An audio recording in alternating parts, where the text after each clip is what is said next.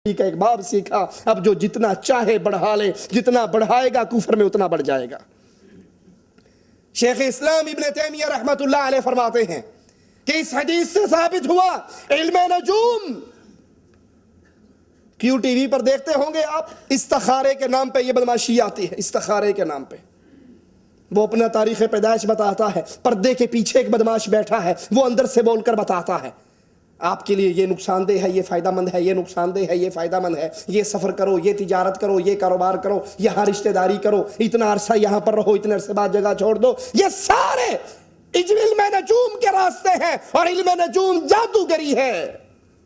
اور جادوگروں کے بارے میں اللہ عز و جل کا کلام اعلان کرتا ہے وَلَا يُفْلِحُ السَّاحِرُ حَيْثُ أَتَى، جادوگر جہاں سے بھی آئے گا کامیاب۔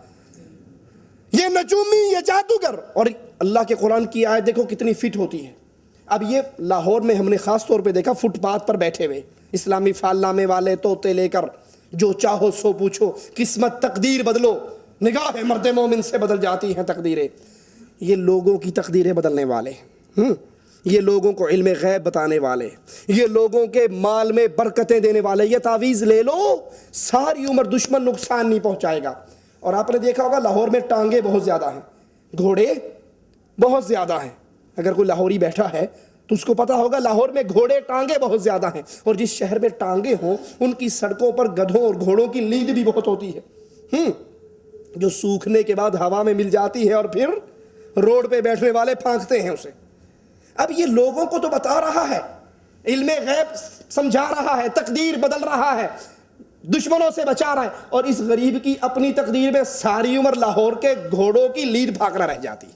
روڈ پہ بیٹھا ہے پروفیسر نجومی، عامل بابا، بنگالی بابا، پروفیسر چشتی، پروفیسر قادری، اور واللہ اگر ان کے آپ ڈاکومنٹس چیک کر لو تو انہوں نے پرائمری بھی نہیں کیا ہوا ہوتا۔ ان پڑھ دین سے بھی دنیا سے بھی۔ ارے لوگوں کی تقدیر بدل رہے ہو، ذرا اپنی تقدیر کو بھی بدل لو، کوئی اچھی دکان لے کے بیٹھ جاؤ۔ یہ تمام چیزیں جادوگری ہیں۔ اس حدیث سے واضح ہوا انسان جس قدر علم نجوم حاصل کرتا ہے اسی قدر جادوگری کا گناہ اس کے سر پہ چڑھتا رہتا ہے۔ آئیے ابو ہریرہ رضی اللہ عنہ وارضا کی یہ روایت سنیں، من عقد عقدۃ ثم نفث فیہا، جس نے کوئی گراہ باندھی۔ آپ نے دیکھا ہوگا اکثر نوجوانوں کے گلے کے اندر کالے دھاگے گراں لگی ہوئی، یا چھوٹے بچوں کے گلے کے اندر کالے دھاگے گراں لگی ہوئی، پوچھو یہ کیا ہے؟ اجی پیر صاحب نے پڑھ کے گراں مار کے پھونک کے دیے ہیں، میرے بچے کو سوکڑا تھا، جب سے کالا دھاگا ڈالا ہے سوکڑا ختم ہو گیا، مجھے بواسیر تھی، جب سے میں نے یہ گروہ والے دھاگے گلے میں ڈالے بواسیر ختم ہو گئی۔ آئیے اللہ کے نبی صلی اللہ علیہ وسلم کیا فرماتے ہیں، ابو ہریرہ کیا روایت فرماتے ہیں، من عقد عقدۃ ثم نفث فیہا، جس نے کوئی گرہ باندھی اور پھر اس میں پھونکا، یا میکائیل یا جبرائیل یا اسرافیل، 1 2 4 5 دم رکھاں، درود رکھاں، اب یہ پھونک رہا ہے، فقد سحر، اس نے جادو کیا، ومن سحر فقد اشرک، اور جو جادو کرتا ہے وہ مشرک ہے، جو جادو کرتا ہے وہ مشرک ہے۔ یہ جادوگر، یہ ستاروں پہ امیدیں رکھنے والے، یہ پتھروں پہ امیدیں رکھنے والے، آپ نے دیکھا ہوگا جتنا بڑا جادوگر ہوگا اس کے ہاتھ میں اتنی ہی انگوٹھیاں ہوگی۔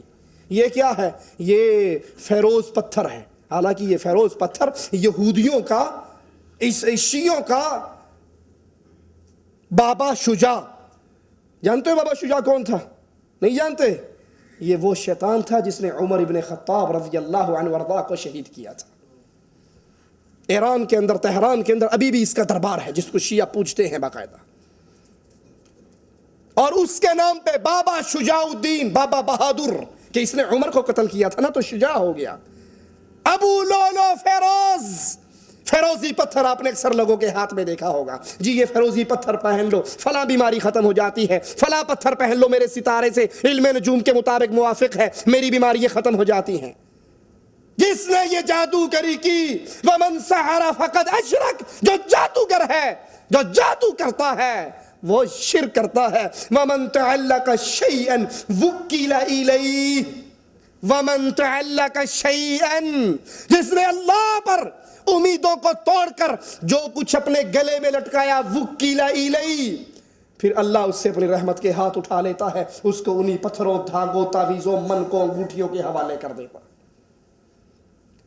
ارے تم پتھر پہن کے سمجھتے ہو بیماریاں ختم، پتھروں کا سردار بیت اللہ میں لگا ہوا حجر اسود، کوئی اس سے بہتر پتھر ہے؟ کوئی یاقوت، کوئی مرجان، کوئی لولو، کوئی فیروز، کوئی پتھر لے آؤ، حجر اسود سے پیارا کوئی پتھر ہے؟ عمر ابن خطاب آئے، حجر اسود کے سامنے کھڑے ہو گئے، چومنے سے پہلے کہا جانتا ہوں تو پتھر ہے، جانتا ہوں تو پتھر ہے، نہ تیرے ہاتھ میں نفع ہے نہ نقصان ہے، چومتا کیوں ہوں؟ میں نے تاجدار مدینہ کو چومتے ہوئے دیکھا تھا، امام کائنات کو چومتے ہوئے دیکھا تھا، اور اگر میرے نبی نے تجھے نہ چوما ہوتا، خطاب کا بیٹا کبھی نہ چومتا، پتھروں میں کمال ہوتا تو بیت اللہ کے حجر اسود میں کمال نہ ہوتا؟ کمال نہ تعویذوں میں، نہ منکوں میں، نہ دھاگوں میں، نہ انگوٹھیوں میں، نہ کڑوں میں، نہ چھلوں میں، نہ امام ضامن۔ جی بس یہ امام ضامن ہے، یہ باندھ دو، آپ کا بچہ کبھی نہیں مرے گا۔ امام ضامن نہ ہوا، موت کے فرشتے کو بھگانے کے لیے مشین گن ہو گئی۔ امام ضامن جس کے ہاتھ پہ بندھا ہوگا، موت کا فرشتہ ادھر نہیں آئے گا۔ ارے امام ضامن خود مرے تھے یا نہیں مرے تھے؟ امام قاسم خود مرے تھے یا نہیں مرے تھے؟ امام باقر خود مرے تھے یا نہیں مرے تھے؟ 11 امام خود مرے تھے یا نہیں مرے تھے؟ ان اماموں کے نام پہ مشہور ہونے والے تعویذ اگر کسی کو فائدہ دے سکتے تو یہی تعویذ حسین نے اپنے گلے میں کیوں نہیں ڈال لیے؟ حسن نے کیوں نہیں باندھ لیے؟ یہ جادوگری جو مسلمان کو اس کی دنیا اور آخرت برباد کر دیتی ہے، رسول اللہ صلی اللہ علیہ وسلم فرماتے ہیں جو جادوگری سیکھتا ہے، جو جادو کرتا ہے وہ شرک کرتا ہے، اور جو اپنے گلے میں جو کچھ گلے میں باندھے، بازو پہ باندھے، کچھ تعویذ فروش ہیں، اشرف علی تھانوی صاحب کا بہشتی زیور اگر پڑھو، وہ گلے اور بازو سے آگے نکل چکے ہیں۔ وہ کہتے ہیں کسی کو درد ذے ہو، سمجھتے ہیں نا ڈیلیوری کا درد، تو یہ تعویذ ہم نے بہشتی زیور میں لکھ دیا، یہ ناف کے نیچے باندھ دو۔ اللہ ہمارے ان مسلمانوں کو ہدایت عطا فرمائے۔ اللہ کا قرآن کہیں ران پہ باندھا جا رہا ہے، کہیں ناف کے نیچے باندھا جا رہا ہے۔ جو قرآن پڑھنے، سمجھنے، سیکھنے کے لیے آیا تھا وہ گھول کے پینے کے لیے رکھ لیا ہم نے۔ اس حدیث میں سب سے پہلا جو سبق ملا وہ دھاگوں پر گرہیں باندھ کر، رسی اور کپڑے پہ جوڑ لگا کے، گانٹھے مار کے اس پہ پھونکنے والے، پڑھنے والے، یہ طریقے صرف جادوگر استعمال کرتے ہیں۔ جو یہ طریقے استعمال کرے اس سے دور ہو جائے، علاج کروانا بہت دور ہے، وہ شخص اپنی ایمان کی حالت میں نہیں ہے۔ اور انہی چیزوں سے اللہ عز و جل نے پناہ مانگنے کا حکم دیا، وَمِن شَرِّ النَّفَّاثَاتِ فِي الْعُقَدِ، یہ گرہوں پر پھونکنے والے، یہ دھاگوں پہ گرہیں باندھ کر پھونکنے والے، اللہ کہتا ہے بندے کہ اللہ میں ان کے شر سے تیری حفاظت میں آتا ہوں۔ اس حدیث میں دوسرا مسئلہ جو سمجھایا گیا وہ گلے میں، بازو میں، پیٹ پہ، ران پہ، ناف کے نیچے، ران کے اوپر، جہاں مرضی کوئی چیز باندھی جائے، اللہ سے امید ختم ہو جائے اور وہ امیدیں اس پیر صاحب کے تعویذ پہ آ جائیں تو پھر اللہ فرماتا ہے میں اس کو اسی چیز کے حوالے کر دیتا ہوں۔ امام بغوی رحمہ اللہ فرماتے ہیں عراف وہ شخص ہے جس کے پاس کاہن، جس کے پاس جانے سے رسول اللہ صلی اللہ علیہ وسلم نے منع فرمایا۔